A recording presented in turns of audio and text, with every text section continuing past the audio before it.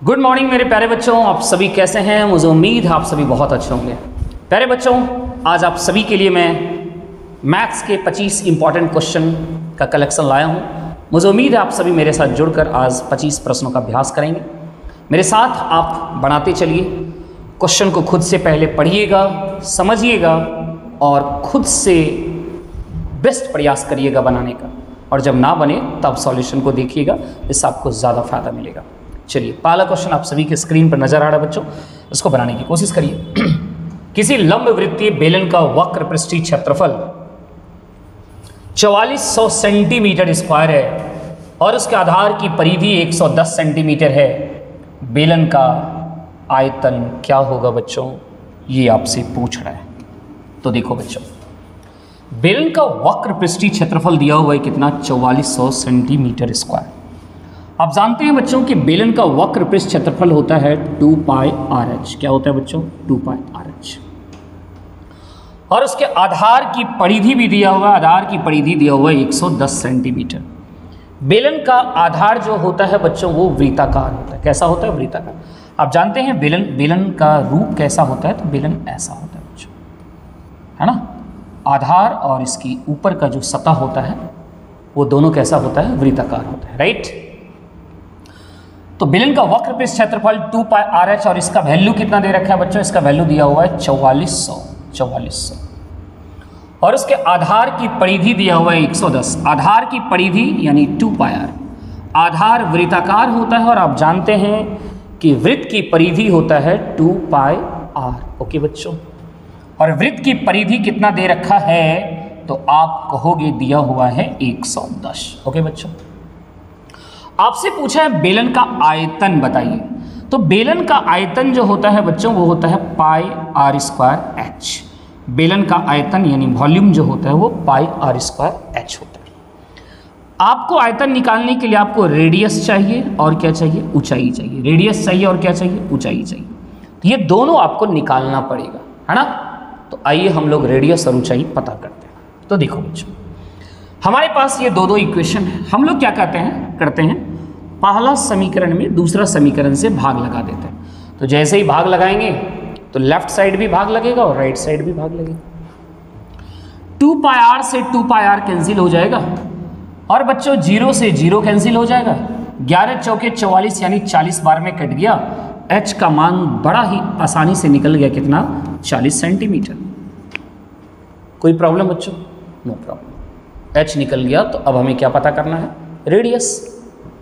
Radius आप कहीं से पता कर सकते हैं, या तो यहाँ से पता कर सकते हैं या तो यहाँ से, कहीं से पता कर सकते हैं। चलिए, 2 पाई आर का वैल्यू दिया हुआ है 110। 2 पाई आर यानी 2 गुना पाई का मान 22/7। रेडियस निकालना है, आर रहने दीजिए, और ये किसके बराबर है, 110 के। बच्चों 22 से कटाएंगे तो 22 पचे कितना होता है, 110। आर का मान जब आप निकालेंगे तो 7 पचे 35/2। आर का मान यहाँ से क्या मिल गया, 35/2, राइट। अब आपको क्या निकालना है, आयतन। तो आयतन होता है पाई आर स्क्वायर एच। पाई का मान रख दीजिए 22/7। आर स्क्वायर, आर आपने पता किया 35/2, तो 35/2 गुना 35/2, है ना। आर स्क्वायर यानी आर 2 बड़ा गुना होगा पाई आर स्क्वायर एच, और एच आपने कितना पता किया है, 40 सेंटीमीटर, राइट बच्चों। ये आपके क्या निकल गए, ये आयतन आ गया। लेकिन आयतन जो है देखिए किस में पूछ रहा है, मीटर क्यूब में पूछ रहा है, मीटर क्यूब। यहाँ आपका क्षेत्रफल सेंटीमीटर में, परिधि भी सेंटीमीटर में, तो आपने जो ये रेडियस पता किया तो रेडियस भी सेंटीमीटर में पता हुआ और ऊंचाई भी सेंटीमीटर में पता हुआ। और आयतन में जो यूनिट होता है उसका क्यूब हो जाता है। वॉल्यूम का यूनिट होता है बच्चों सेंटीमीटर का क्यूब हो जाएगा। जैसे सेंटीमीटर में दिया हुआ है तो सेंटीमीटर का क्यूब होगा, राइट। लेकिन आपको मीटर में पूछा है, तो आपको याद होना चाहिए बच्चों, 1 मीटर बराबर होता है 100 सेंटीमीटर। 1 मीटर बराबर कितना होता है, 100 सेंटीमीटर। सेंटीमीटर को मीटर में बदलने के लिए 100 से भाग लगाना होगा। सेंटीमीटर को मीटर में बदलने के लिए 100 से भाग लगाना होगा। तो सेंटीमीटर का क्यूब है यानी 3 बार सेंटीमीटर गुना है, इसका मतलब आपको 100 गुणा 100 गुणा 100 यानी 100 को 3 बार गुणा करना होगा। उससे डिवाइड करना होगा। यानी इसमें किससे डिवाइड करना होगा बच्चों? तो 100 गुणा 100 गुणा 100 दैट इज 1 पर कितने जीरो? 1 पर 6 जीरो। कितने जीरो बच्चों? 1 2 3 4 5 6। और जब आप इससे भाग लगा देंगे तो ये स्वतः किस में आ जाएगा? मीटर क्यूब में आ जाएगा, राइट? क्योंकि सेंटीमीटर में था, मीटर क्यूब में बदलने के लिए, सेंटीमीटर को मीटर में बदलने के लिए 100 से डिवाइड। 3 सेंटीमीटर गुणा है तो 3 बार 100 से भाग लगाना होगा। 100 गुणा 100 गुणा 100 यानी 1 पर कितना जीरो? 6 जीरो। अब आप इसे सॉल्व करने की कोशिश करिए। जीरो को फिलहाल भूल जाइए, जीरो को फिलहाल भूल जाना है और आप ऑप्शन पे जाएंगे ना तो मुझे लगता है ये सब की भी कोई आवश्यकता नहीं है बच्चों बदलने का, आप आंसर पहचान लेंगे। कैसे? तो फिलहाल आप भूल जाइए ये जीरो को, है ना? मीटर क्यूब में बदलने का जो है आपने जो तरीका अपनाया उसको भूल जाइए। आप जरा इसे सॉल्व करो तो आप कहेंगे 7 पचे कितना हो जाएगा बच्चों? 35।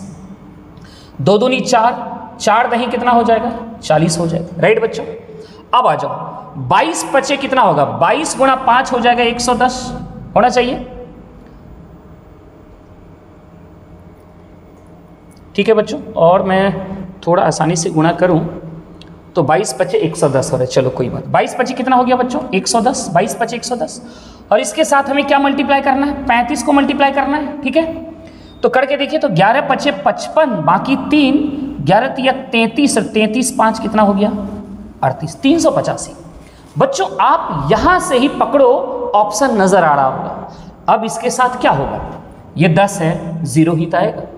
फिर 0 से भाग लगाएंगे तो अंक तो बदलने वाला नहीं है। जब कभी भी आप 0 से भाग लगाएंगे तो पॉइंट में ही ना बदलाव आएगा बच्चों, अंक तो बदलने वाला नहीं है। 12 में 100 से भाग लगाइए तो क्या 12 चेंज हो जाएगा? क्या नहीं, दशमलव आएगा, कहीं ना कहीं दशमलव बैठेगा। तो ठीक उसी तरह 385 दिख गया, 385 एक ही ऑप्शन में दिख रहा है तो क्यों ना आप ऑप्शन को डायरेक्ट यहां से क्लिक कर सकते हैं। तो बच्चों फास्ट होने के लिए ये जरूरी नहीं है कि पूरा कैलकुलेशन करें, बाद बाकी आप कैलकुलेशन करके आप आंसर तो दे ही सकते हैं, इसमें कोई शक नहीं है ना। यहाँ पे 00 आ जाएगा, है ना? 00 और 00 से ये 00 कैंसिल हो जाएगा। 2 2 4, 4 अंक के बाद दशमलव बैठाएंगे, है ना? तो आसानी से दिख रहा है 4 अंक के बाद दशमलव, राइट बच्चों? मुझे उम्मीद है कि शायद इस क्वेश्चन को आप समझ गए हों। चलिए अगला क्वेश्चन ये रहा इसका। 3 क्रमागत पूर्णांक इस प्रकार है कि जब उन्हें बढ़ते हुए क्रम में लिया जाता है और क्रमशः 3, 5 तथा 2 से गुणा करके जोड़ा जाता है तो योगफल 99 प्राप्त होता है। आरंभिक पहले तथा तीसरे पूर्णांकों का योग क्या है? पहले और तीसरे पूर्णांकों का आपसे क्या पूछ रहा है? योग पूछ रहा है बच्चों, राइट? तो चलिए बनाते हैं इस सवाल को भी। 3 क्रमागत पूर्णांक लेना है। क्रमागत पूर्णांक जब कभी भी लेंगे बच्चों तो एक एक का अंतर पाएगा। कितने का अंतर पड़ेगा? एक एक का अंतर। मान लिया जाए पहला पूर्णांक क्या है हमारा बच्चों? मान लिया जाए पहला पूर्णांक हमारा x है, तो अगला आप ही बताओ क्या होना चाहिए? x+1 होना चाहिए और अगला क्या होना चाहिए? x+2 होना चाहिए। ये हमारा 3 पूर्णांक हुआ, बढ़ते क्रम में लेना है, राइट? अब कहता है इस तीनों को क्रमशः 3, 5 और 2 से गुणा करके जोड़ा जाए। इसको 3 से गुणा कर दीजिए और सेकंड वाले को कहा 5 से गुणा कर दीजिए और थर्ड वाले को कहा 2 से गुणा कर दीजिए और गुणा करके सभी को क्या कर दीजिए? जोड़िए। तो जब सभी को गुणा करके जोड़ेंगे तो रिजल्ट कह रहा है किसके बराबर आ रहा है? 99 के बराबर। ये किसके बराबर हो जाएगा? 99 के, राइट बच्चों? अब यहां से हम लोग x का मान निकाल सकते हैं। चलो तो देखते हैं क्या आ रहा है। ये 3x, 5 से मल्टीप्लाई करो 5x प्लस 5 गुणा 1 5 प्लस 2x प्लस 2 दूनी 4 और ये किसके बराबर? 99 के बराबर। 3x plus 5x, 5 3 8, 8 2 10x is equal to 5 4 9, 9 उधर जाके माइनस हो जाएगा तो 99 में 9 घटेगा, आ जाएगा 90, राइट बच्चे? 10 9 90। x का मान आपने क्या पता कर लिया? 9। आपसे पूछा है पहले तथा तीसरे पूर्णांकों का योग बताओ। तो पहला पूर्णांक आपने x माना था, x का वैल्यू 9 आ गया और तीसरा पूर्णांक x+2 है तो 9 2 11 हो जाएगा और इस दोनों का योग पूछा था 11 9 20, यानी आंसर क्या हो जाना चाहिए? सी नंबर, राइट बच्चों? तो सवाल कुछ भी नहीं है, यदि आप समझ रहे होंगे तो बहुत फास्ट गति से आप इस सवाल को बना सकते हैं, राइट। चलिए अगला क्वेश्चन, नेक्स्ट तीसरा क्वेश्चन देखो क्या कह रहा है। कोई दुकानदार एक वस्तु को उसके अंकित मूल्य पर 28% की छूट देकर रुपये 324 पर बेचता है। वस्तु का क्रय मूल्य 300 रुपये। यदि वह उस वस्तु को उसके उसी अंकित मूल्य पर 18% की छूट देकर बेचे तो उसका लाभ प्रतिशत क्या हो? चलो देखो, अंकित मूल्य पर सबसे पहले उसने 28% का छूट दिया और छूट देने के बाद वो कितने में बिका? कहता है 324 पर बेचता है। तो बताइए अंकित मूल्य को यदि 100% माना जाए, अंकित मूल्य को यदि 100% माना जाए, उस पर 28% का यदि डिस्काउंट दे दिया तो बचा कितना? 72%। यानी अंकित मूल्य के कितने परसेंट पे बेच दिया? 72% पे बेच दिया। और 72% का ही वैल्यू हम कितना कह सकते हैं? 324। यस बच्चों, ओके। वो कह रहा है यदि अंकित मूल्य पर 18% की छूट दी जाती, तो अंकित मूल्य पर यदि आप 18% का छूट देंगे तो कितने परसेंट में बिकता? आप कहोगे 100 में 18 को घटा दीजिए, यानी 82%। कितने परसेंट बच्चों? 82% में बिके। कितने परसेंट? 82%। जरा यहां से कटाने की कोशिश करो बच्चों, देखो कटता है। ये मुझे लग रहा है यदि 9 से कटाऊं, 9 8 72, 9 3 27, 5 9 6 54, राइट बच्चों। 4 से कटेगा, 4 2 8, 4 9 36, ओके। अब 2 का ये कितना गुना हो रहा है बच्चों? तो 2 से डिवाइड करो तो पता चला 41 गुना। 41 गुना 9 कर दें, 9 ही का ही 9, 9 चौके 36, 369। कितना बच्चों? 369। सही है। 72% का वैल्यू 324, तो 82% का वैल्यू क्या होगा बच्चों? यही पता करना है। 369। यानी जब आप 18% की छूट देकर बेचते तो वह वस्तु कितने में बिकता? 369 में बिकता। आप देखो वस्तु का क्रय मूल्य क्या है? 300 रुपये। वस्तु का क्रय मूल्य क्या है? 300 दिया हुआ। आपसे कहा कि यदि 18% की छूट देकर बेचते तो उसका लाभ क्या होता? आपने खरीदा 300 और जब आप 18% का डिस्काउंट दिए तो हम पता किए कि आखिर वो वस्तु कितने में बिक रहा होगा, तो वस्तु 369 में बिक रहा है। तो बताओ 300 की वस्तु 369 में बेचेंगे, फायदा कितने का? 69 का। लाभ और हानि प्रतिशत निकालना हो तो हमेशा उसकी तुलना क्रय मूल्य से करना है। क्रय मूल्य कितना है? 300। और बच्चों प्रतिशत निकालने के लिए गुना 100 कर दीजिए। 00 से 00 कटो, 3 से डिवाइड करो, 3 दूनी 6, यानी कितना परसेंट बच्चों? 23%। यानी आंसर होना चाहिए सी। मुझे उम्मीद है कि आप समझ रहे होंगे। चलिए अगला क्वेश्चन देखो बच्चों।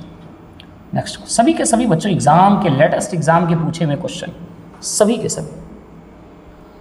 2 परिमेय संख्याओं का गुणनफल -40/3 है। यदि उन 2 संख्याओं में से एक -5/2 है तो दूसरी संख्या का व्युत्क्रम निम्न के बीच में स्थित है। क्वेश्चन शायद समझ गए होंगे बच्चों। देखो 2 परिमेय संख्या है जिसका गुणनफल दिया हुआ है। उस परिमेय संख्या में एक परिमेय संख्या दिया हुआ है, दूसरी आपसे पूछ रहा है और कह रहा बताओ दूसरी का व्युत्क्रम किसके बीच में स्थित होगा। चलो पहली संख्या हमारे पास कितना है? -5/2। दूसरी परिमेय संख्या हम मान लेते हैं x, और इस दोनों का गुणनफल कर रहा है कितना है? -40/3। -40/3 माइनस से माइनस कट जाएगा बच्चों, 5 से कटा दो, 5 8 40। तो x का मान हमें कितना मिलेगा? ये 2 डिवाइड है, ऊपर जाएगा तो गुणा हो जाएगा, 8 दूनी 16/3, 16/3, राइट बच्चों। यानी दूसरी परिमेय संख्या आपने पता कर लिया कितना? 16/3। आपसे दूसरी संख्या क्या पूछा? दूसरी संख्या का व्युत्क्रम, व्युत्क्रम मतलब उल्टा, कहा किसके बीच में स्थित होगा। जिसको जब उल्टाएंगे तो ये हो जाएगा बच्चों 3/16। अब 3/16 का वैल्यू किसके बीच में? देखिए क्वेश्चन को कैसे लेंदी बना रहा है, क्वेश्चन को लेंदी बना रहा है ना। तो 3/16 किसके बराबर हो सकता है बच्चों? तो जरा गौर करो, इसको पॉइंट में बदलो। तो पॉइंट में बदलेंगे तो सबसे पहले दशमलव आएगा, 30, 16 दूनी 32 हो जाएगा, 2 बार में नहीं, 16 इकाई 16, फिर 14 उतरेगा, 30 में 16 घटाएंगे बच्चों 14, और 140 कितने बार में जाना चाहिए? 16 नमा नहीं जाएगा, 16 8 ही जाएगा, यानी 0.18 समथिंग जा रहा है। 0.18 समथिंग, कम से कम पॉइंट के बाद 2 अंक तक पता कर लीजिए। अब आप डिसाइड करिए कि ये वैल्यू किसके बीच में आने वाला है। बच्चों जब आप 3 में 20 से डिवाइड करो तो कितना आ रहा है, पॉइंट आएगा 30, 20 इकाई 20, 10 आएगा बच्चों और 0.15, ठीक है, ये इससे पहले हो रहा है, सही। 9 में 50 से डिवाइड करें तो कितना आ रहा है बच्चों, पॉइंट आएगा, फिर 1 आएगा, 90 में 50 घटेगा 40 और 50 8 400, यानी 9/50 का एग्जैक्ट मान क्या जा रहा है 0.18 और इसका वैल्यू 0.18 से ज्यादा है। ये पूरी तरह से कटा नहीं, अभी आगे और कटता जाए, तो इसका मतलब ये मान इस वैल्यू से बड़ा हो रहा है। तो इसके बीच में तो नहीं रहा, ये मान इसके बीच में तो नहीं रहा, क्योंकि इसका वैल्यू 0.18 है जो कि इससे पहले ही होगी, है ना बच्चों, और ये इसके आगे चला गया, इसका मतलब ये आंसर नहीं हो सकता है। बच्चों अब तो देखने से ही लग रहा है कि 9/50 यहां शुरुआत कर दिया, तो यह वैल्यू इससे क्या है, ज्यादा है। यह वैल्यू इससे क्या है, ज्यादा है, तो अब तो आप देख के ही मारेंगे कि अब इससे ज्यादा है, तो इसी के बीच में आने वाला है, यह आंसर चला जाएगा बी फॉर बिहार। अब आप 1/5 का भी देख लो, तो 0.2 है ना, इसका वैल्यू 0.2 जा रहा है और हमारा 0.18 निश्चित रूप से इस दोनों वैल्यू के बीच में ही लाई कर जाएगा बच्चों, राइट। मुझे उम्मीद है आप शायद इस सवाल को समझ गए। बस कैलकुलेशन है बच्चों, आराम से प्रेम से समझ के दिमाग को कंसंट्रेट करके सॉल्व करो, हर एक क्वेश्चन का आंसर सही आएगा। चलिए अगला क्वेश्चन बच्चों स्क्रीन पर दिख रहा है, इस क्वेश्चन को बनाने की कोशिश करो। देखो क्या कह रहा है, 2 संपूरक कोणों का अंतर 20 डिग्री है, यदि इनमें से छोटा कोण P है तो 3P - 50 का मान क्या होगा। बच्चों देखो, आप जानते हैं कि संपूरक कोण कहते किसको है, संपूरक कोण किसको कहते हैं, वैसा 2 कोण जिसका योगफल 180 डिग्री हो, वैसे 2 कोण जिसका योगफल 180 डिग्री हो उसे क्या कहते हैं बच्चों, संपूरक कोण कहते हैं। मान लिया जाए एक x है और एक y है, 2 संपूरक कोण हमने एक x माना और एक y माना, तो दोनों का योग हमेशा कितना होता है, 180 डिग्री होता है। और क्वेश्चन में कह रहा है कि दोनों कोणों का अंतर 20 डिग्री है, यानी x - y का वैल्यू कितना बच्चों, 20 डिग्री। ओके, जब प्लस और माइनस का समीकरण आपको पता हो जाए तो x और y बड़ा आसानी से निकालते हैं। आपको छोटा वाला वैल्यू p छोटा कोण है, तो छोटा कोण यानी y का वैल्यू पता करने के लिए हमेशा दोनों को घटा दीजिए और घटा के 2 से भाग लगा दीजिए। 180 में 20 घटाएंगे 160, 160 में 2 से डिवाइड करिए 80, यानी पता चल गया छोटा कोण हमारा कितना है, 80 डिग्री। छोटा कोण को उसने P कहा था, यानी P का मान आपने पता कर लिया 80। P के जगह 80 बैठाएंगे, 80 × 3 240 और 240 में 50 घटा दीजिए, दैट इज कितना बच्चों, 190। 190 यानी आंसर आ जाएगा आपका डी फॉर दिल्ली, राइट बच्चों। मुझे उम्मीद है बच्चों शायद आप लोग समझ रहे होंगे। चलिए अगला क्वेश्चन देखिए क्या कर रहा है।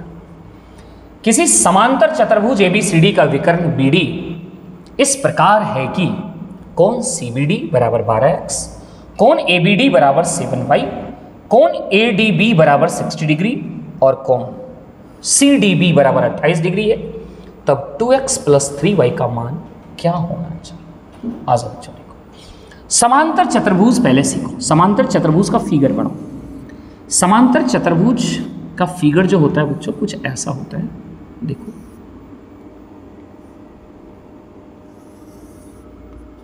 समांतर चतुर्भुज में आमने सामने की भुजा समानांतर होती है और साथ ही साथ बराबर होती है। समानांतर चतुर्भुज में आमने सामने की भुजा समानांतर और बराबर होती है। कुछ नाम दे दिया जाए A, B, C और D, क्योंकि ABCD की चर्चा किया गया है। विकर्ण BD की बात किया गया है बच्चों, विकर्ण BD खींच लो, विकर्ण BD मैंने इस तरह से खींचा, विकर्ण BD हो गया। अब कहता है कौन CBD, कौन CBD, ये कौन कितना दिया हुआ है देखो 12x, ये कौन कितना है बच्चों 12x। ओके, फिर कहता है कोण ABD बराबर 7y, कोण ABD दैट इज ये कोण 7y, ये कोण कितना है बच्चों 7y। ADB बराबर 60 डिग्री, ADB यानी ये कोण कितना 60 डिग्री। ओके बच्चों, कोण CDB 28 डिग्री, कोण CDB ये कोण कितना 28 डिग्री, राइट बच्चों। तब आपसे पूछ रहा है 2x प्लस 3y का मान बताइए। तो यदि हम x और y का मान पता कर लें तो 2x प्लस 3y का मान बहुत ही आसानी से पता कर लेंगे। यस बच्चों, जरा गौर करो, समानांतर चतुर्भुज में मैंने क्या कहा, आमने सामने की भुजा समानांतर होती है और बराबर होती है, यानी ये और ये भुजा पैरेलल है और ये भुजा भी क्या है पैरेलल है, यानी समानांतर है। तो गौर करना है, ये और ये भुजा समानांतर है, ये एक तिर्यक रेखा है, ये एक तिर्यक रेखा। तो तिर्यक रेखा में आप जानते हैं बच्चों, ये कोण और ये कोण कौन सा कोण होता है, एकांतर कोण होता है। कौन सा कोण होता है बच्चों, एकांतर कोण। और एकांतर कोण आपस में क्या होता है, बराबर होता है। आपको याद भी रखना है कि समानांतर चतुर्भुज में जैसे आप एक डायगोनल एक विकर्ण खींचोगे तो ये कोण और ये कोण आपस में बराबर होगा। फिर उसी तरह जब इस दोनों को पैरेलल लाइन समझें और ये एक तिर्यक रेखा समझें, एक तिर्यक रेखा समझें, तो ये लाइन, ये कोण और ये कोण, ये कोण और ये कोण आपस में क्या हो जाएगा बच्चों, बराबर हो जाएगा। तो बताओ 7y बराबर 28, 7y बराबर क्या हो जाएगा 28, किस वजह से, एकांतर कोण की वजह से। बच्चों ये दो लाइन यदि पैरेलल है, ध्यान से समझो, एक तिर्यक रेखा खींचो, राइट, तो ये कोण और ये कोण आपस में बराबर होता है, ये कोण और ये कोण आपस में बराबर होता है, और इस कोण को क्या कहते हैं, अल्टरनेट, एकांतर, है ना। तो 7y इज इक्वल टू 28, तो 7 से कटा दीजिए, 4 बार में y का मान आपने पता कर लिया 4। ठीक उसी तरह ये कोण और ये कोण आपस में बराबर होगा, तो आप कहेंगे 12x इज इक्वल टू 60, 12 से कटा दो 5 बार में, x का मान कितना हो जाएगा 5 हो जाएगा। आपने x और y दोनों का मान पता कर लिया। आपसे पूछा है 2x प्लस 3y, 2x यानी x का मान 5 प्लस 3y यानी y का मान बैठा दो 4, तो 10 प्लस 12, 12 और 10 मिलके 22 यानी आंसर होना चाहिए सी, राइट बच्चों। चलिए अगला क्वेश्चन देखो क्या कर रहे हैं।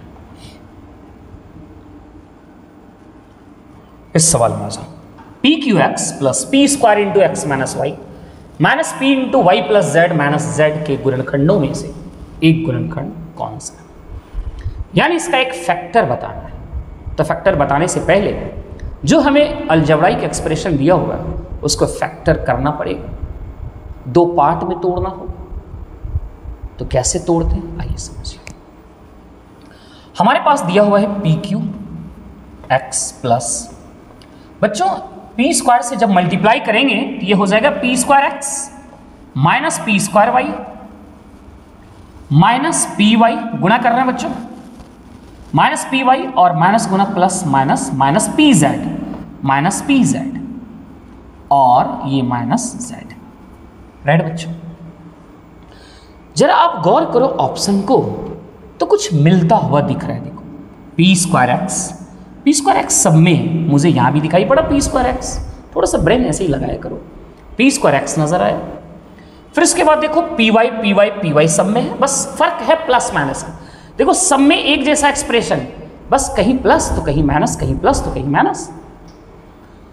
तो बच्चों पी स्क्वायर एक्स, अब पी वाई के बारे में सोच रहे हैं तो यहां पी वाई दिखा और z यहां दिखाई पड़ा, तो मुझे देखने ही से लग रहा है कि P square X minus P Y minus Z, P square X minus P Y minus Z, शायद यही एक फैक्टर के रूप में आने वाला हो। तो देखते हैं कैसे। बच्चों देखो गौर करो, जो छूटा ये हमारा पी क्यू एक्स, फिर ये पी स्क्वायर वाई और फिर ये पी जेड, इस सभी में कुछ कॉमन नजर आ रहा है क्या, बिल्कुल आ रहा है। सभी में पी है, पी कॉमन ले लीजिए, तो जैसे ही पी कॉमन लिए तो यहाँ क्या बचा, यहाँ बचा पी स्क्वायर एक्स, इसमें क्या बचा, तो यहाँ बचा पी वाई, और बच्चों यहाँ क्या बचा, तो यहाँ बचा ओनली जेड। आपने पी कॉमन लिया किसमें, इसमें लिया, इसमें लिया और इसमें लिया, तो बचा P square X minus P Y minus Z, right बच्चों। और बचा क्या, तो बचा आपका P square X minus P Y, जो छूटा ये बचा और ये बचा, minus P Y and Z. बच्चों अब इतना करने की आवश्यकता तो है ही नहीं, मुझे तो दिख रहा है। यदि आप समझदार होंगे तो आपको दिख रहा होगा कि कौन सा फैक्टर आ चुका है, दैट इज यही आंसर आने वाला है। अब देखो P square X minus P Y minus Z, P square X minus P Y minus Z, इसमें भी दिख रहा है, इसमें भी दिख रहा है, तो कॉमन ले लेते हैं। तो कॉमन ले लेंगे तो हो जाएगा P square X minus P Y minus Z, ये कॉमन ले लीजिए। जैसे कॉमन लिए तो यहाँ से क्या बचा, यहाँ बचा पी, और यहाँ कुछ नहीं दैट इज 1, यहाँ क्या बचा 1, इसमें कुछ नहीं तो 1 तो गुणा है ना इसमें, क्या हम इसको इतना इंटू 1 नहीं लिख सकते हैं, बिल्कुल लिख सकते हैं। ये कॉमन ले लिए तो बचा क्या 1 बचा। देखो 2 फैक्टर में टूट गया, 2 फैक्टर यानी 2 एक्सप्रेशन के गुणनफल में आ गया, जिसमें से एक फैक्टर कौन सा दिख रहा है, P square X minus P Y minus Z, that is your answer is C, P square X minus P Y minus Z is one of the factor of given expression, right बच्चों। चलिए अगला question यहां आ जाओ। यदि आंकड़ों this का माध्यक x है और इन आंकड़ों में 3 को 33 से तथा 8 को 18 से प्रतिस्थापित करने पर प्राप्त आंकड़ों का माध्यक यदि y है, तो y और x का अंतर क्या है। माध्यक मतलब माध्यक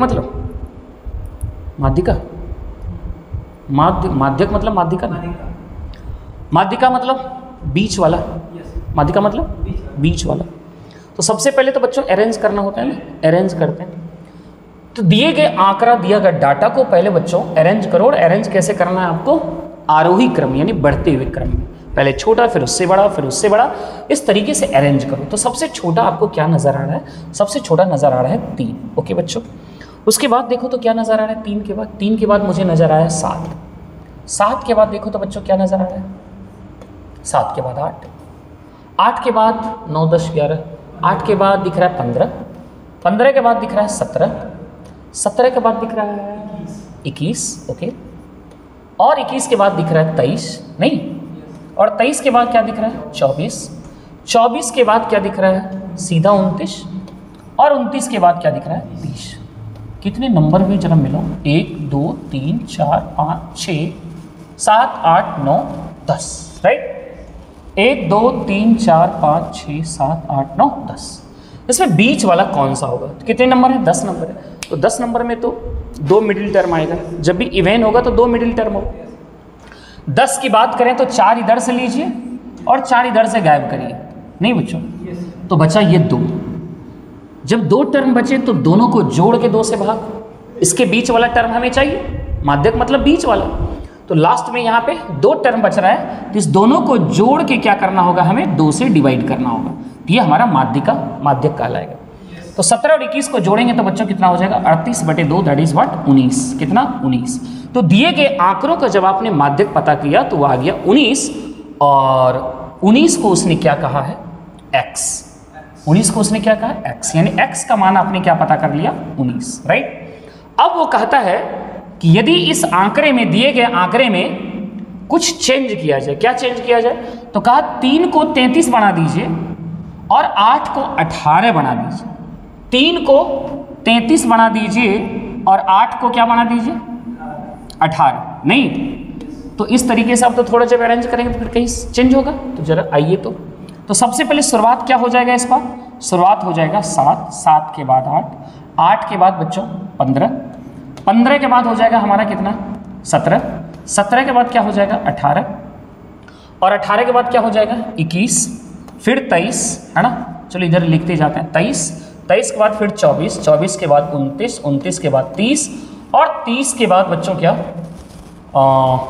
33 ना, डायरेक्ट 33 आना चाहिए ना, हमने 2 नंबर नहीं 8 के बदले, सॉरी गड़बड़ हो गया ना, 8 को भी चेंज करना था ना, सॉरी 8 को भी मुझे चेंज करना, 8 के बदले में 18 लिखना है, तो ये 18 शिफ्ट हो जाएगा हमें लग रहा है 15 के बाद, नहीं 17 के बाद 18 आ गया, तो इसका मतलब 2 18 आ जाएगा ना, फिर 2 18 आएगा, तो 2 बार यहाँ 18 कर, हाँ 8 को, अच्छा सॉरी, वो तो चेंज हम कर ही दिए हैं ना, ओहो हो यस, सॉरी बच्चों, बिल्कुल चेंज कर चुके हैं, क्योंकि इसमें तो 18 है ही नहीं, हम लिख चुके थे, है ना।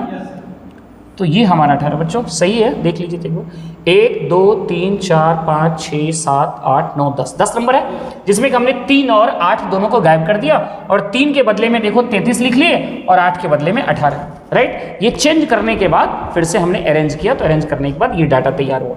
अब इसका यदि माध्यिका निकाला जाए तो इधर से 4 नंबर लीजिए और इधर से भी 4 नंबर को गायब करिए, तो बचा इस बार 21 और 23। इस दोनों का माध्यिका निकालने के लिए दोनों को जोड़ के फिर से आपको 2 से डिवाइड करना होगा, तो 3 1 4 44/2 दैट इज कितना बच्चों 22। पहले हमारा 19 आया था और इस बार क्या आ गया 22, और 22 का नाम उसने क्या दिया y। इस दोनों का अंतर पूछा है, तो अंतर कितना है 3 ही ना, सही है। चलिए अगला क्वेश्चन बच्चों स्क्रीन पर ये रहा। 3 संख्याएं इतना के अनुपात में और उनके घनों का योग इतना है, इन तीनों संख्याओं का योग क्या है। अनुपातिक संख्या x मानेंगे तो पहला संख्या हमारा 2x हो जाएगा, दूसरा 3x हो जाएगा और तीसरा हमारा 4x हो जाएगा। जब भी क्यूब की बात हुआ तो बच्चों क्यूब स्क्वायर की बात हो तो अनुपातिक संख्या x हमेशा मानेंगे। चलिए इसका क्यूब करेंगे तो 8x क्यूब हो जाएगा, इसका क्यूब करेंगे तो 27x क्यूब हो जाएगा और इसका क्यूब करेंगे तो 64x क्यूब हो जाएगा, नहीं। और इस सभी का योगफल, सभी के घनों का योगफल कितना दिया हुआ है 33,957, राइट।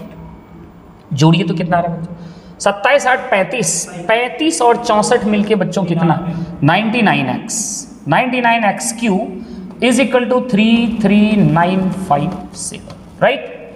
मुझे तो लग रहा है कि ये 11 से भी कटेगा और 9 से भी शायद कट जाए। 11 से ही कटा दे, 11 नमा 99, 11 तिया 33 और फिर 95, 11 अठे 88, 7 11 सते 77, फिर 9 से कटेगा, कटाइए तो 9 तिया 27, 3 38, 9 चौके 36, 9 तिया 27, यानी एक्स क्यू का मान कितना आ रहा है बच्चों 343, एक्स का मान 7, क्योंकि 7 का क्यू 343 होता है। The value of x is 7। आपसे क्या पूछा था इन तीनों संख्याओं का योग बताओ, तो इस तीनों का योग देखो तो एक्स के टर्म में क्या आ रहा है 4 3 7 2 9x, योग कितना हो गया 9x और x का मान हम लोगों ने पहले ही पता कर लिया, तो 9 7 63। The confirm answer is B for Bihar. चलिए अगला क्वेश्चन बच्चों, इस क्वेश्चन को गौर करिए बच्चों, ये क्वेश्चन बनाइए। क्या ब्रेन काम करेगा, इस क्वेश्चन को आता है बनाने के लिए, बनाइए तो। किसी बहुफलकी के शीर्षों ओके भी, यानी शीर्ष को उसने भी से डिनोट किया, वर्टेक्स, किनारा एज को, है ना, बहुफलकी के शीर्षों, किनारा को एज से और फलक, है ना, फलक सरफेस, है ना, एफ की संख्याएं क्रमशः 10 15 और x है, तब 3x - 12 का मान क्या हो। कैसे बनाएंगे इसको,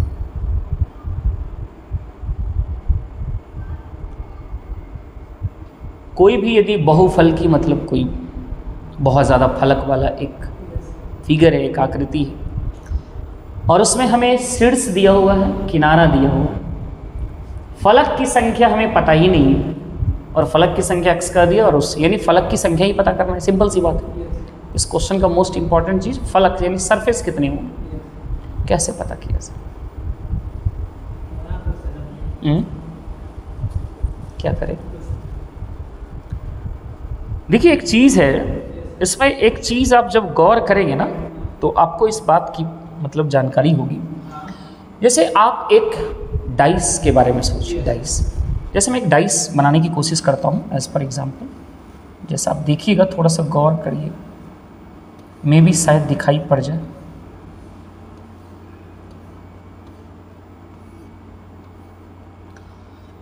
ऊपर में दिख रहे हैं बच्चों कितने शीर्ष नजर आ रहे हैं आपको, 1 2 3 4, दैट इज शीर्ष, 4 ऊपर 4 नीचे।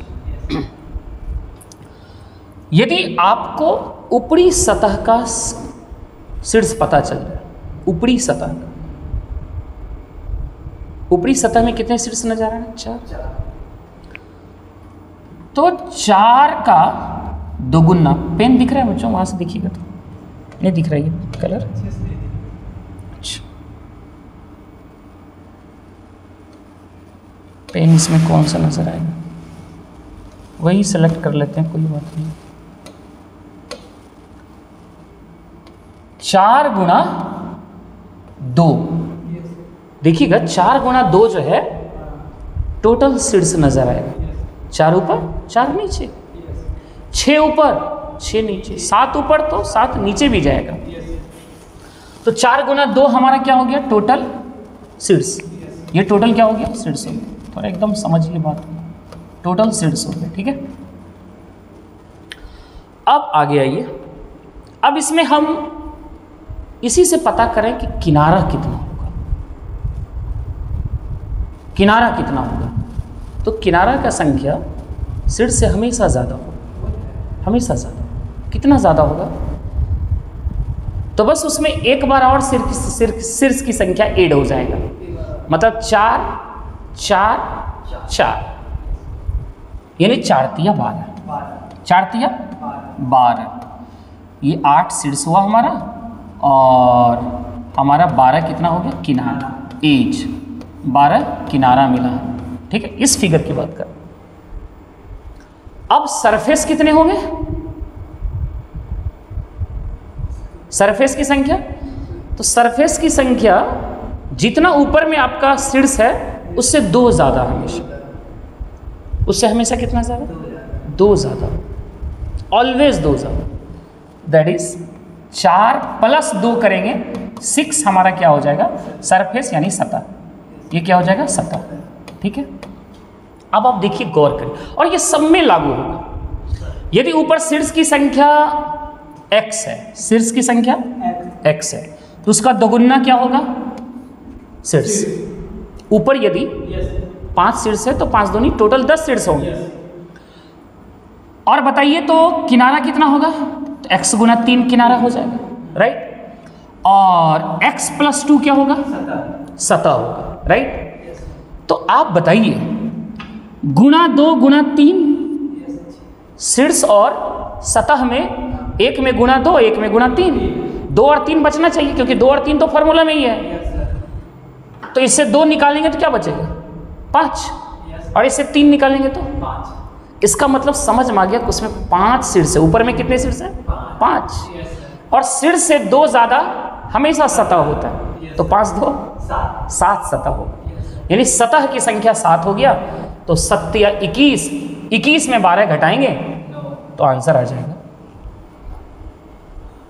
अब बच्चों जो समझ में नहीं है, जिस बच्चों को समझ में नहीं आ रहा है, आप हमेशा क्या करना, जब कभी भी आपको इस दोनों की संख्या दिया हुआ हो, राइट बच्चों, तो आपको क्या करना है, इस दोनों का रेशियो ले लेना है, राइट। यानी ये कटेगा किससे, सिंपल ये बात समझ लीजिए, ये दोनों 5 से कट रहे हैं, राइट, क्योंकि 2 और 3 तो कोप्राइम है।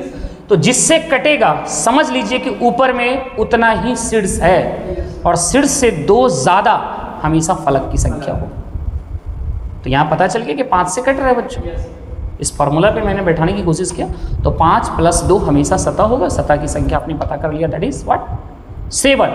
और जैसे ही पता चला, यानी x को उसने सतह की संख्या लिखा है, तो x का मान 7, 7 या 21, 21 - 12 दैट इज 9। मुझे उम्मीद है शायद बच्चे आप समझ पाए होंगे। चलिए अगला क्वेश्चन देखते हैं क्या है। दिस क्वेश्चन कैलकुलेटिव है, तो आराम से बनाइए। x/y का वैल्यू दिया हुआ है, आपसे क्या पूछ रहा है, आपसे पूछ रहा है x/y + y/x। तो क्यों ना पहले x/y का वैल्यू ही पता कर लिया जाए, क्या -1 को, अच्छा इसका मतलब समझते हैं, जैसे पावर यदि निगेटिव है ना, तो उसको पॉजिटिव बना लेना चाहिए। पावर पॉजिटिव बनाने का मतलब होता है, जैसे बच्चे को समझा देते हैं, ध्यान से समझना बाबू, जैसे a/b है, और a/b पे पावर है -1, ठीक है। तो इस पावर को यदि पॉजिटिव बनाना चाहते हैं ना, तो ये बेस है, ये बेस उलट जाता है, तो बेस को उलटिएगा तो हो जाएगा b/, तो ये क्या हो जाएगा, +1 हो जाएगा, राइट। तो आप बताओ, जब ये पावर -3 है, इसको प्लस बनाइएगा तो ये बेस उलट जाएगा, उल्टेगा तो हो जाएगा 3/-1 पे पावर 3। भागा है, भागा को गुणा करता है, भागा का मतलब गुणा, और गुणा करेंगे तो ये उलट जाएगा, राइट। अब यदि 2/3 का मतलब समझें, तो ये 3/2 पे पावर 4 गुणा है, यदि हम इस नेगेटिव को पॉजिटिव बनाएंगे तो 3/2, 3/2 पे पावर 4। इसका जब हम पॉजिटिव बनाएंगे तो 3/2 पे पावर क्या हो जाएगा? 4 हो जाएगा बच्चों। अब भागा है तो भाग में जानते हैं कि जब भी किसी भिन्न से भाग देते हैं तो उसका उल्टा से गुना हो जाता है, इसका उल्टा गुना करेंगे तो फिर वही रह जाएगा, यानी 2 पे पावर 4 नहीं, और बटे 3 पे पावर 4। राइट बच्चों? अब ये क्या हो गया देखो तो, 3 पे पावर 3 है ना, तो 3 पे पावर 3 और यहाँ 3 पे पावर 4, तो 3 पे पावर 3 से ये कैंसिल, बचा नीचे सिर्फ 3 है ना, यानी बच रहा है ये 2 पे पावर 4 दैट इज 16, -16/3 आ रहा है ना, -16/3 सही है ना बच्चों, -16/3, यानी इसका वैल्यू हम लोगों ने पता कर लिया, x/y का वैल्यू -16/3, तो y/x दैट इज इसका उल्टा, दैट इज -3/16 होगा, और इसी दोनों को जोड़ना है तो निगेटिव है दोनों, तो जोड़ेंगे तो 16 3 -19, सॉरी ऐसा कैसे एलसीएम, हाँ हमको लगा नीचे सेम ही है, तो 48 एलसीएम आएगा। 16 का स्क्वायर कितना? 256, -256 और -9, 16 3 48, 3 3 9, तो 256 - 9 कितना? 265, हाँ यह गया -265 बटे कितना बच्चों? 48, और पावर -1 है, तो -1 को फिर पॉजिटिव बनाएंगे, यानी इसका वैल्यू निकालना है ना, तो उलट जाएगा, तो जैसे उल्टेगा तो जो 48/265 यानी आंसर होना चाहिए, सही है ना? ओके, बहुत बढ़िया है बच्चे, उलट पुलट खूब करवाया है ना, मस्त क्वेश्चन है। चलिए अगला इस क्वेश्चन को देखा जाए बच्चों और बनाया जाए। यदि 8 अंक की संख्या 9471x9y2 72 से विभाज्य है तो निम्नलिखित में से कौन सा कथन सत्य नहीं है?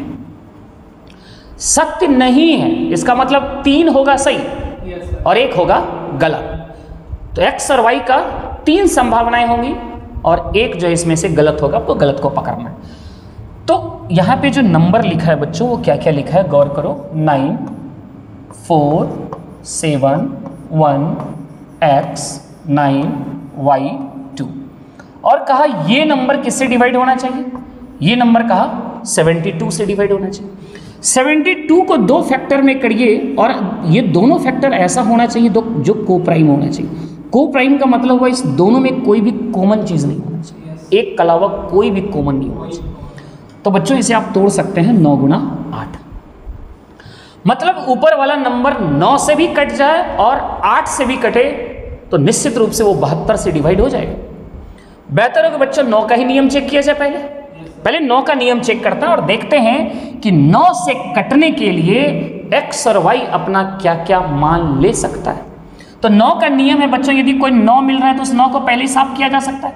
9 से 9 कैंसिल, 7 और 2 को भी जोड़ेंगे तो 9 हो रहा है साफ, बचा क्या 4 1 5 plus x plus y, right. अब इस x प्लस y का मान क्या क्या हो सकता है जरा गौर करिए।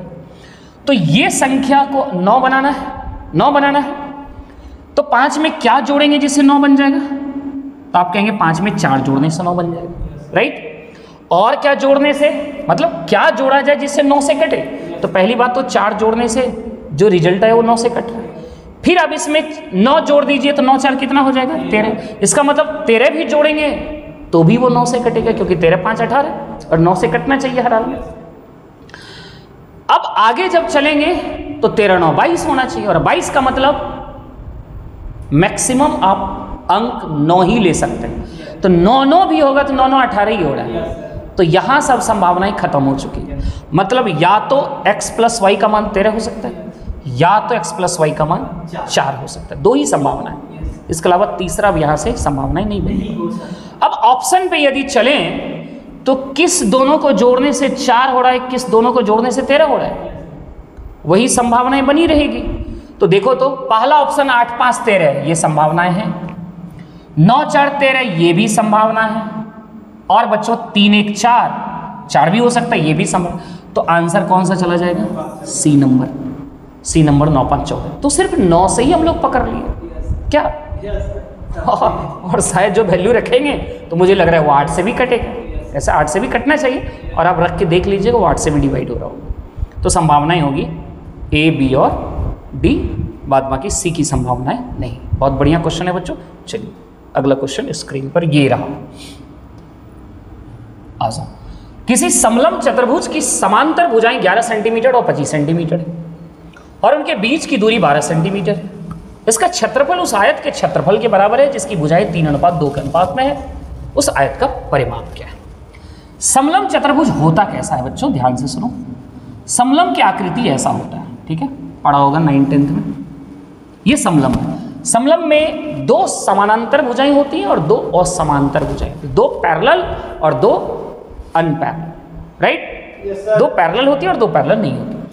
और 2 समांतर भुजाओं के बीच की दूरी, 2 समांतर भुजाओं के बीच की दूरी को यदि h मान लिया जाए और ये भुजा a मान लिया जाए, ये भुजा b मान लिया जाए, 2 समांतर भुजा को हमने a और b मान लिया और 2 समांतर भुजाओं के बीच की दूरी दैट इज इस समलंब चतुर्भुज की ऊंचाई कहलाता है।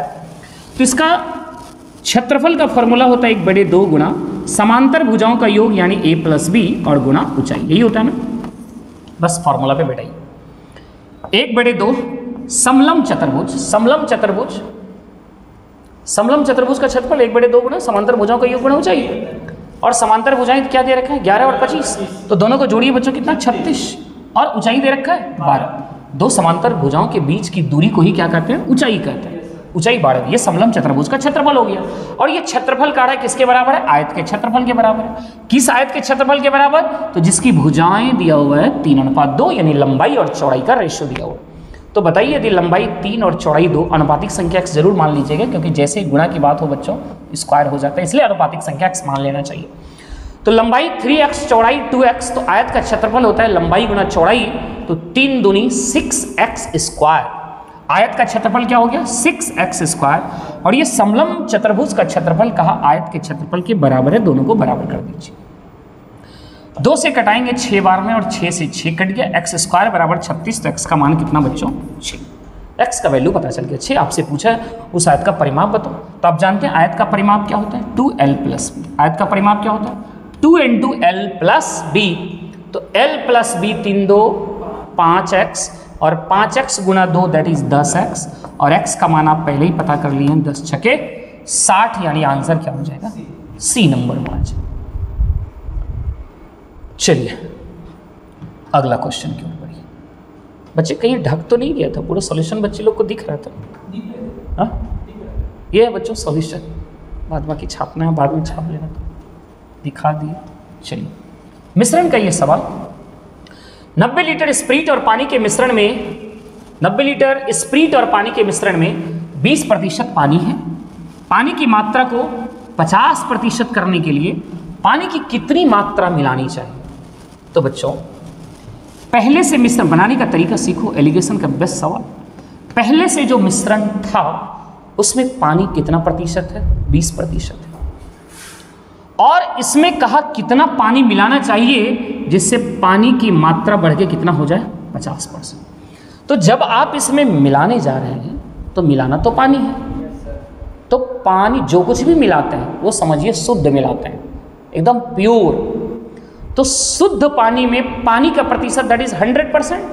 कितना परसेंट 100%। तो जो पानी मिला रहे हैं उसमें पानी की प्रतिशतता कितना 100%, और इस दोनों को मिलाने के बाद जो मिश्रण तैयार हुआ उसमें पानी की प्रतिशतता कितना 50%। कितना 50%, राइट। तो मिश्रण का प्रतिशत नीचे लिखना है, अलग अलग जो मिला रहे हैं उसको ऊपर में, और जो मिश्रण में बना उसको थोड़ा सा नीचे लिखिए। और इस तरीके से बच्चों क्रॉस घटाना है हमेशा। 50 और 20 का अंतर कितना 30 घटाना है, और घटा के यहाँ सामने लिखना है इस तरीके से, ठीक है। और इसका अंतर कितना 50। लास्ट में दोनों का रेशियो लेना है, तो रेशियो कितना मिला 5:3।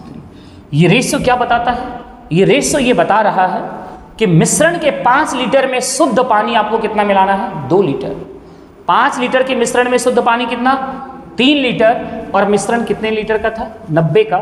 तो आप ही बताओ जब 5 का वैल्यू 90 बनेगा तो 3 का वैल्यू क्या बनेगा, 5 का कितना गुना हो गया 18 गुना, इधर भी 18 गुना करेंगे, 18 तिया कितना हो जाएगा 54, यानी शुद्ध पानी कितना लीटर मिलाना होगा 54 लीटर, यानी आंसर हो जाएगा सी।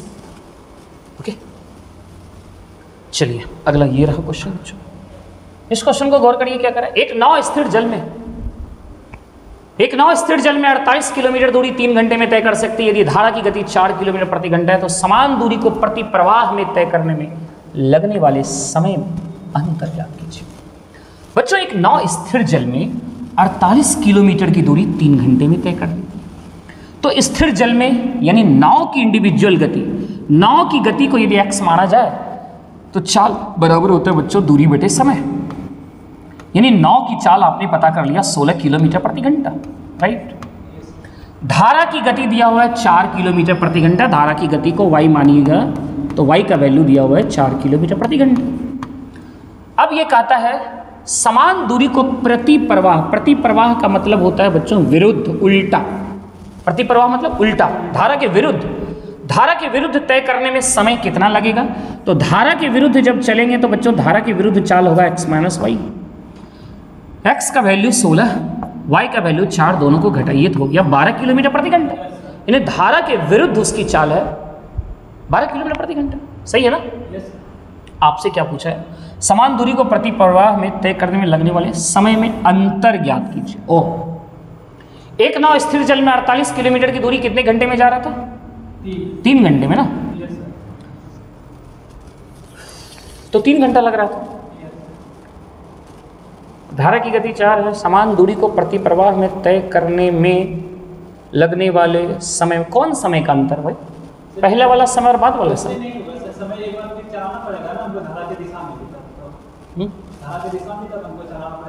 ऐसा कुछ लिखा तो नहीं,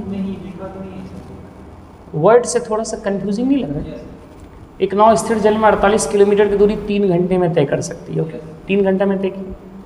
धारा की गति इतना हो तो समान दूरी को प्रति प्रवाह में तय करने में लगने वाले समय में अंतर, यानी हमको लगता है पहला जो स्थिर जल में चला तो 3 घंटा लगा, और कहा जब प्रति प्रवाह में चलेंगे तो जो समय लगेगा, उस दोनों का अंतर तो नहीं पूछ रहा है। तो उस दोनों का अंतर निकालेंगे तो बच्चों हमें यहाँ कितना घंटा लग रहा है? ये तो अच्छा 1 मिनट बच्चों, 1 मिनट। तो यहाँ से बच्चों जब हम वही दूरी यानी 48 से चलेंगे तो समय कितना लगेगा? समय बराबर दूरी बटे 4। धारा के विरुद्ध तो 12 की गति से चलेंगे, तो 12 की गति से चलेंगे तो कितना घंटा लगेगा? 4 घंटा। और जब आप स्थिर जल में चल रहे तो 3 घंटा लग रहा है, और जब धारा के विरुद्ध चले तो कितना घंटा लगा? 4 घंटा लगा, वही दूरी तय करने में, और दोनों का अंतर पूछ रहा है। तो 4 और 3 का अंतर कितना? तो मुझे लगता है डी आंसर जाने से नहीं, यही कह रहा होगा। चलिए अगला क्वेश्चन देखिए। 2 पाइप ए और बी मिलकर एक टंकी को 4 घंटे में भर सकते हैं। यदि इन पाइपों को अलग अलग खोला जाता है तो पाइप बी पाइप ए से 6 घंटे अधिक लेता है। पाइप ए द्वारा टैंक को भरने के लिए आवश्यक समय ज्ञात कीजिए। मुझे लगता है कि इसको ऑप्शन से बनाना चाहिए। बच्चों ऑप्शन से बनाओ ऐसे सवाल को, बाद में कि आप ऑप्शन से नहीं बनाएंगे तो कहीं ना कहीं थोड़ा सा जब आप एक्सपेक्ट मान के चलोगे ना तो द्विघात समीकरण का रूप ले लेगा। ए और बी दोनों जब मिलकर भरा तो कितना घंटा लिया? कहा 4 घंटे में भर लेता है। और इन पाइपों को अलग अलग जब खोला जाता है तो पाइप बी कहा पाइप ए से 6 घंटे अधिक लेता है। ए से 6 घंटा। तो कहता है बताओ ए को भरने में कितना समय लगा रहा है, यानी ये ऑप्शन जो दिया है वो ए का ही है। चलिए ऑप्शन से बनाते हैं। माना कि ए को कितना घंटा लगा? 3 घंटा लगा। तो बी को कितना लग रहा होगा? ए से 6 घंटा ज़्यादा, तो बी को लग रहा है 9 घंटा, और ए को कितना? 3 घंटा। तो अब आप वेरीफाई करो कि यदि ये डाटा लेके चल रहे हैं तो दोनों को एक साथ काम करने में 4 घंटा लगना चाहिए। ये डाटा सेटिस्फाई कर जाए तो मेरा मानना सही हो जाएगा। तो जब जानते हैं कि एक आदमी 3 घंटे में, दूसरा आदमी 9 घंटे में, तो दोनों मिलकर कितने घंटे में, ये निकालने के लिए क्या करते हैं? दोनों टाइम को गुना करते हैं और नीचे दोनों टाइम को जोड़ते हैं। नहीं, 3 चौके 12। तो बच्चों ये तो 9/4 आ गया, जबकि आना क्या चाहिए? 4। इसका मतलब ये ऑप्शन गलत। बी को चेक करिए तो यदि ए को 6 घंटा तो बी को 6 घंटा ज़्यादा, तो बी को लग रहा होगा 12 घंटा। तो दोनों मिलके कितना देर में? तो दोनों टाइम को गुना करते हैं और नीचे दोनों टाइम को जोड़ते हैं। तो 6 × 18 ये तो आ गया।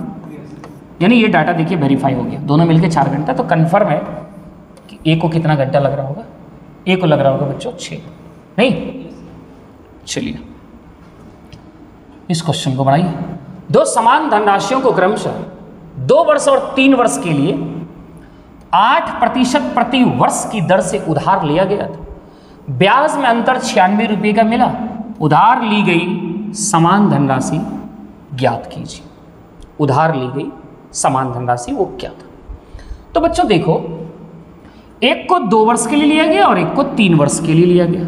तो वर्ष में तो 1 ही साल का फर्क हुआ।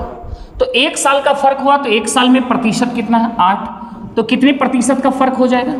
दोनों धन से ब्याज में जो अंतर होगा 2 साल और 3 साल में, वो कितने का? 8%। क्योंकि साल का अंतर 1 साल हुआ और 1 साल में यहाँ 8% ज़्यादा ब्याज बन रहा होगा दूसरे पर। प्रतिशत में 8% और जबकि रुपया में कितना? 96 का। 8% का वैल्यू 96। अब आपसे पूछा है उधार ली गई धनराशि यानी 100% का वैल्यू बता दीजिए। 8 से कटाएंगे तो ये 12 में 1% का वैल्यू 12 है तो 100 का वैल्यू 1200। 100 का वैल्यू कितना बच्चों? 1200। तो आंसर ये जाना चाहिए नहीं? उधार ली गई समान धनराशि क्या? 2400 नहीं जाना चाहिए, 24 तो कुल हो जाएगा ना, 1200 है ना, 1200 आंसर होना चाहिए। चलिए अगला इस प्रश्न को देखो क्या करें। ए ने एक व्यापार में 5000 रुपये का निवेश किया और 6 महीने के बाद बी भी उसके साथ जुड़ गया। वर्ष के अंत में 8700 रुपये में से बी को 2700 रुपये का लाभ प्राप्त हुआ। बी का निवेश ज्ञात कीजिए। बच्चों पहली बात तो पार्टनरशिप का सवाल जब भी आ जाए तो एक चीज़ हमेशा याद रखो, पूंजी का रेशियो बराबर होता है लाभ का रेशियो। यदि टाइम कांस्टेंट हो, यदि 2 या 2 से अधिक लोग व्यापार में शामिल हो रहा हो और सभी का टाइम कांस्टेंट हो, मान के चलो सभी 5-5 साल के लिए ही व्यापार किया तो टाइम तो सभी का सेम रहा, तो सेम चीज़ से तो फर्क नहीं पड़ेगा लाभ में ना। लेकिन सभी की पूंजी अलग अलग, सब 5-5 साल रहा, एक ने 1 लाख लगाया, एक ने 2 लाख, एक 3 लाख, एक 4 लाख, एक 5 लाख, तो बच्चों फर्क किस पे पड़ना चाहिए? तो फर्क तो पूंजी पे पड़ना चाहिए। तो जब टाइम कांस्टेंट हो तो पूंजी का रेशियो बराबर क्या होना चाहिए? लाभ का रेशियो। इसी कॉन्सेप्ट से सवाल को बढ़ाओ। ए ने कितना रुपया इन्वेस्ट किया था? 5000। और कितने साल का व्यापार हुआ है? वर्ष के अंत की बात हो रहा है तो वर्ष के अंत मतलब 1 साल का व्यापार हो रहा है। तो ये 5000 रुपया ए ने 1 साल यानी 12 का 12 महीना लेके चलना होगा, क्योंकि बीच में कोई महीना में ही लगा रहा, 1 साल का पूरा नहीं है, इसलिए सभी का यूनिट टाइम का एक जैसा होना चाहिए। तो ए ने 5000 रुपये 12 महीने तक, तो ए की टोटल पूंजी हो जाएगी 5000 गुना 12, गुना करना है दोनों का, है ना, पूंजी और गुना समय। बी ने कितना पूंजी लगाया वही आपसे पूछ रहा है। मान लीजिए बी की पूंजी क्या है? x है, और बी कितने महीने बाद आया था? 6 महीने के बाद आया। इसका मतलब उसकी पूंजी 6 महीने तक ही लगा रहा मात्र नहीं। ऊपर वाला ए का पूंजी, नीचे वाला बी का पूंजी, और दोनों के पूंजी का रेशियो ही बनेगा लाभ का रेशियो, है ना। लाभ टोटल कितने का हुआ है? 8700 का, जिसमें से बी ने लाभ कितना ले लिया है? 2700। नीचे वाला बी है तो बी का लाभ आप लिख दीजिए 2700। आप बताइए टोटल 8700 में यदि किसी ने 2700 लाभ ले लिया तो बचा कितना? तो आप कहेंगे 6000। कितना? तो ए का लाभ हो गया 6000। दोनों का पूंजी का रेशियो बराबर दोनों का लाभ का रेशियो। 00 से 00 कट जाएगा और कटाएंगे 12×5 = 60 और 5 से कटा दें, 5 से 1000 बार में, तो बच्चों और कटेगा 2 3 दूनी 6, 3 नमा 27 और 2 से कट गया 5, 4500 ना। x का मान कितना आ रहा है? 45। क्या सही?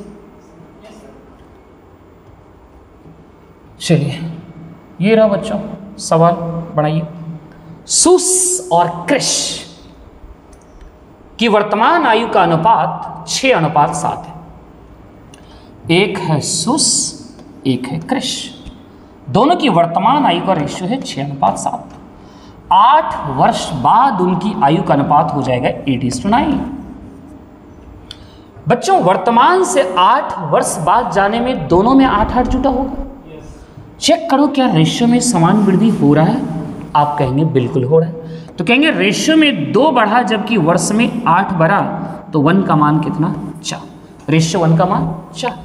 तो दोनों का वर्तमान पता करेंगे तो 4 छके 24, वर्तमान ही ले लेते हैं। 4 छके 24 और 4 सते 28। दोनों का वर्तमान उम्र आपने पता कर लिया 24 और 28। आपसे पूछा 12 वर्ष बाद उनके आयु का अनुपात क्या होगा, तो दोनों में 12-12 जोड़ दीजिए। 24 में 12 जोड़िएगा तो 36 और 28 में 12 जोड़िएगा तो 40। नहीं, दोनों का रेशियो ले लीजिए, 4 नमा 36, 4 दही 40, 9 अनुपात कितना 10 होना चाहिए। Answer C. सही है बच्चों। चलिए अगला क्वेश्चन देखो क्या करें। एक रेलगाड़ी 300 मीटर लंबे प्लेटफॉर्म को 20 सेकंड में पार करती है और वही रेलगाड़ी एक खंभे को 10 सेकंड में पार करती है। Very good. रेलगाड़ी द्वारा 600 मीटर लंबी सुरंग को पार करने में लगने वाला समय ज्ञात कीजिए। बहुत ही बेहतरीन। एक रेलगाड़ी 300 मीटर का एक प्लेटफॉर्म है बच्चों, 300 मीटर का एक प्लेटफॉर्म है जिसे पार करने में इसे कितना सेकंड लग रहा है, तो कहोगे 20 सेकंड लग रहा है। वही रेलगाड़ी एक खंभा, वही रेलगाड़ी जब एक खंभा को पार करती है तो उसे कितना सेकंड लग रहा है, 10 सेकंड लग रहा है। तो कहता है बताओ 600 मीटर लंबी सुरंग को पार करने में लगने वाला समय ज्ञात कीजिए। खंभा को जब ट्रेन पार करती है तो अपनी लंबाई के बराबर दूरी तय करती है, और जब 300 मीटर लंबे प्लेटफॉर्म को पार कर रही होगी तो ट्रेन अपनी लंबाई और प्लस प्लेटफॉर्म की लंबाई के बराबर दूरी तय कर रही होगी।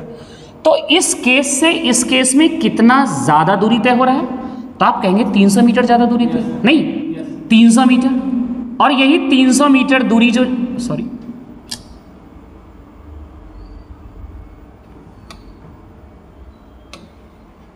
यही 300 मीटर ज़्यादा दूरी तय होने में ट्रेन को कितना समय लगा, 10 सेकंड। नहीं, यहां से यहां 300 मीटर ज़्यादा दूरी और इस वजह से समय भी देखिए कितना ज़्यादा, तो 10 सेकंड ज़्यादा लगा। यहां से यह हम पता कर लिए कि ट्रेन 300 मीटर दूरी तय करने में कितना सेकंड लेती है, 10 सेकंड लेती है। ट्रेन को कितना मीटर दूरी तय करना है, का 600 मीटर लंबी दूरी तय करने में कितना समय लगेगा।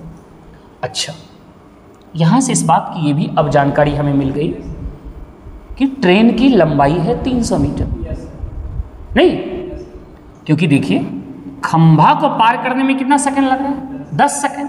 और 10 सेकंड में यहां से पता चल गया कि वो कितनी दूरी तय कर रही है, 300 मीटर दूरी तय कर रही है। और हम जानते हैं कि खंभा को पार करने में ट्रेन अपनी लंबाई के बराबर ही तो दूरी तय करती है। तो ट्रेन की लंबाई पता चल गया 300 मीटर। 300 मीटर दूरी तय करने में 10 सेकंड लगा। और जब ट्रेन 600 मीटर लंबी सुरंग को पार करेगा तो क्या ट्रेन 600 मीटर दूरी तय करेगी, नहीं, 600 प्लस 300 बराबर कितना, 900 मीटर दूरी तय होगा, नहीं। तो देखिए, तो दूरी तिगुना तो समय भी तिगुना, यानी समय लगना चाहिए क्या। चलिए आगे बढ़ा जाए।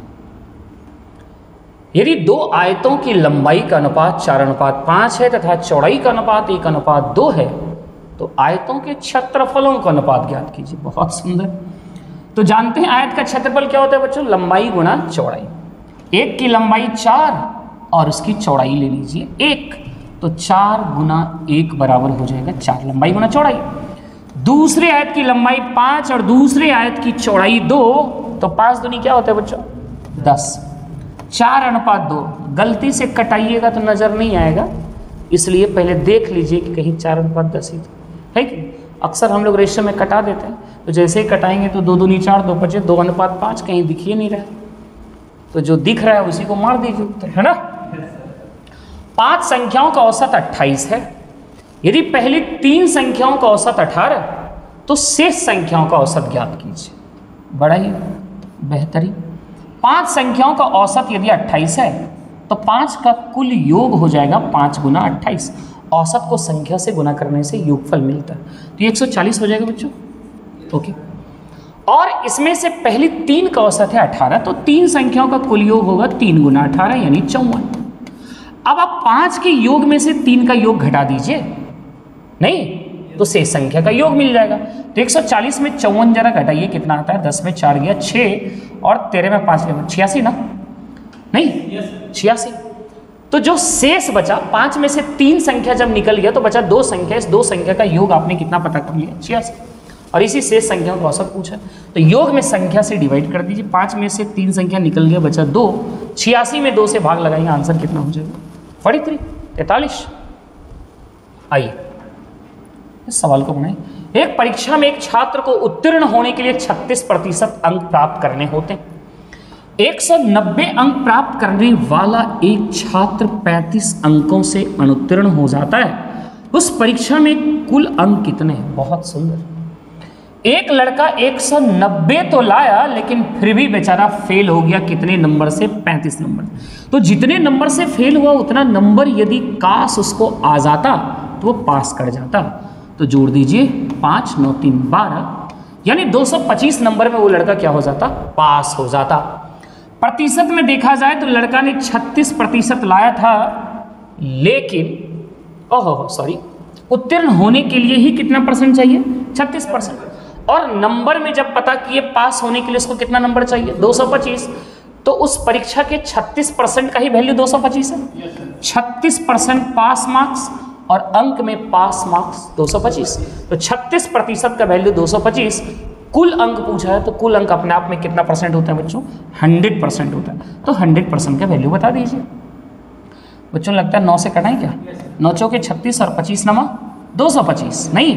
और ये 4 का कितना गुणा? 25 गुणा। इधर भी 25 गुणा 25 गुणा 25 दैट इज 625। यानी इस परीक्षा में टोटल मार्क्स कितने थे?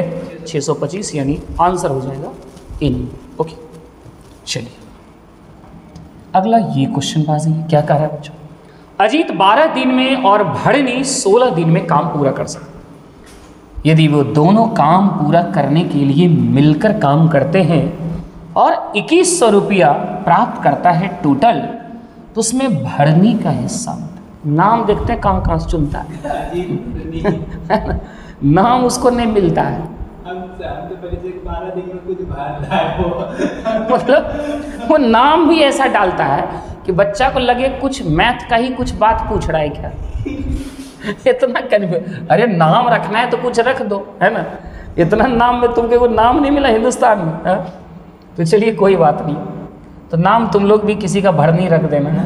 अजीत 12 दिन में और भरनी 16 दिन में काम पूरा कर सकता है। तो बच्चों देखो, एक अजीत है और BH से भरनी ले लो।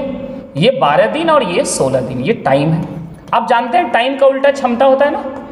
तो क्षमता का रेशियो, ये रेशियो 4 या 12 4 4 16, यानी रेशियो आ जाएगा 4। ये उसका क्या हो गया बच्चों? क्षमता का रेशियो नहीं। और पैसा का बंटवारा जब भी होगा तो क्षमता के आधार पे होगा। जिसकी क्षमता ज़्यादा वो ज़्यादा पैसा लेगा, जिसकी क्षमता कम वो कम पैसा लेगा। सीधी सी बात। यानी इसी क्षमता पर आपको बांट देना है 2100 रुपये को। तो 2100 रुपये में आपको भरनी का हिस्सा पूछा है, तो भरनी का रेशियो में कितना है? 3। लेकिन नीचे टोटल से तुलना करना होगा। 4 3 7 7 तिया 21 3 तिया 900, यानी भरनी को कितना रुपया मिलेगा? 900 रुपये। राइट, चलिए अगला बच्चों, मुझे लग रहा है ये आपका लास्ट सवाल 25वां प्रश्न। एक लड़का 2000 में एक कीबोर्ड को खरीदता है और वह इसकी मरम्मत पर 197 रुपये खर्च करता है। वह कीबोर्ड को इतने रुपये में बेचता है, इसके लाभ का प्रतिशत क्या है? तो देखो बच्चों, उसने बेचा कितने में? आप कहेंगे 3625.05, इतने रुपये में बेचा। खरीदा कितने में? देखो खरीदा तो 2000 में, लेकिन एक्स्ट्रा खर्चा हो गया 197। तो जो कुछ भी एक्स्ट्रा खर्चा होगा वो CP में इंक्लूड होगा। तो इस दोनों को जोड़ा जाए तो कितना हो जाएगा? 2197। 2197 उसका कॉस्ट प्राइस पड़ा टोटल बच्चों, है ना। जो कुछ भी एक्स्ट्रा खर्चा होता है बच्चों वो हमेशा क्रय मूल्य में ही ऐड होता है। तो विक्रय मूल्य में क्रय मूल्य को घटा देंगे तो लाभ मिल जाएगा उसको। ये 5, ये 0, 15 में 7 गया बच्चों 8, और यहाँ बचा 11 में 9 गया 2, और 5 में गया 4, यानी 1428.05। इतने रुपये का लाभ हुआ। और लाभ की तुलना आपको किससे करना होगा? CP से करना होगा। तो CP हमारा कितना है? CP हमारा 2197 नहीं। और प्रतिशत निकालने के लिए गुना क्या करना होगा बच्चों? 100। जब पॉइंट हटाएंगे नीचे 100 आएगा, 100 से ये 100 तो कट ही जाएगा। अब 21 इसको कटाना है, तो मुझे लग रहा है कि आप यहाँ से एस्टिमेट करके डायरेक्ट उत्तर भी लगा सकते हैं। 21 में क्या गुना करें जो लगभग आपको 14 वगैरह दिखना चाहिए? तो आप बताइए, यदि 4 गुना करेंगे तो बहुत कम रह जाएगा, 5 भी करेंगे तो 21 × 5 = 105 ही जाएगा। 6 जैसे गुना करते हैं, 6 कहें 6, 6 दूना 12, और 7 गुना करेंगे तो 7 ज़्यादा। 7 जैसे ही गुना करते हैं, यदि इसको 2100 ही समझें, है कि नहीं, तो 7 गुना करेंगे तो 7 या 7 दूनी 14, 147 समथिंग जाने लग रहा है। तो 7 तो जाएगा नहीं, यानी कन्फर्म क्या जाएगा? मुझे लग रहा है सी जाएगा। नहीं, मतलब इस अंक से पकड़ना है, 6 बार में कटेगा कि कितने बार में कटेगा। तो सबका अंक बहुत सुंदर ऑप्शन डाला है कि नहीं, तो दोबारा भाग लगाने की आवश्यकता भी नहीं है बच्चों, आप भाग लगा के देख सकते हो, है ना। तो दैट्स ऑल। ये थे बच्चों आप सभी के आज के 25 मोस्ट इंपॉर्टेंट क्वेश्चन मैथ्स का। मेरे प्यारे बच्चों, क्या आप सभी को मैंने प्रेम से सिखाने की कोशिश किया? क्या सचमुच आप सभी ने सीखा? यदि सीखे, कुछ भी अच्छा लगा हो हमारे इस डिस्कशन के दौरान, तो आप ज़रूर कमेंट करिएगा। आपका कमेंट हमें रियल में मोटिवेशन देता है बच्चों। और यदि अच्छा लगा तो लाइक ज़रूर कर लीजिएगा सेशन को, है ना, लाइक करना नहीं भूलिएगा प्लीज़। और दूसरी बात बच्चों, अपने दोस्तों तक वीडियो को शेयर भी करिए, जितने भी आपके मित्र हैं। साथ ही साथ यदि हमारे चैनल पर पहली बार आप दर्शन दिए हैं तो सब्सक्राइब करके ज़रूर जाइएगा। Thank you so much.